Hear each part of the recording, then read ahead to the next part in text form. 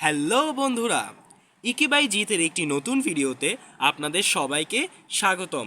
আজকের ভিডিওর বিষয় হচ্ছে কয় রসিকারে কি এবং কয় দীর্ঘিকারে কি, এই দুটির মধ্যে পার্থক্য কি তা আপনাদের সামনে তুলে ধরা। তাহলে চলুন শুরু করা যাক।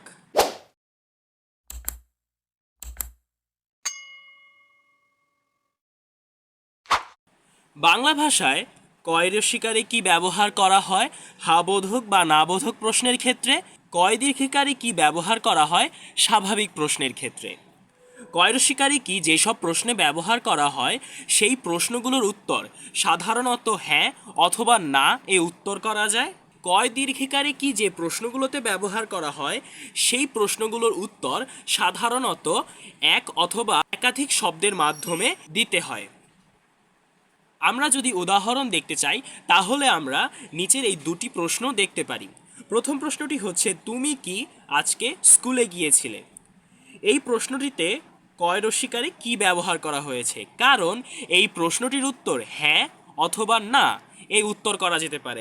যেমন আপনি যদি কাউকে জিজ্ঞাসা করেন তুমি কি আজকে স্কুলে গিয়েছিলে, তাহলে সে নির্দ্বিধায় হ্যাঁ অথবা না এর মাধ্যমে আপনার উত্তরটি দিতে পারবে। আমরা যদি দ্বিতীয় প্রশ্নটি লক্ষ্য করি তাহলে দ্বিতীয় প্রশ্নটি হচ্ছে, বাংলাদেশের জাতীয় কবির নাম কি? এখানে কয় দীর্ঘিকার ব্যবহার করা হয়েছে, কারণ এই প্রশ্নটির উত্তর আপনাকে এক অথবা একাধিক শব্দের মাধ্যমে দিতে হবে। যেমন আপনি যদি কাউকে জিজ্ঞাসা করেন যে বাংলাদেশের জাতীয় কবির নাম কি, সে কিন্তু শুধু হ্যাঁ অথবা না বলে এটার উত্তর করতে পারবে না। এটার উত্তর করার জন্য তাকে বলতে হবে বাংলাদেশের জাতীয় কবির নাম হচ্ছে কাজী নজরুল ইসলাম, অথবা বলতে হবে কাজী নজরুল ইসলাম। এখানে কিন্তু হ্যাঁ অথবা না এর মাধ্যমে উত্তর করাটা সম্ভব নয়। তাহলে বাংলা ভাষায় কয় রসিকারে কি ব্যবহার করা হয় হ্যাঁ অথবা না বোধক প্রশ্নে, এবং কয় দীর্ঘিকারে কি ব্যবহার করা হয় অন্য যে কোনো স্বাভাবিক প্রশ্নের ক্ষেত্রে।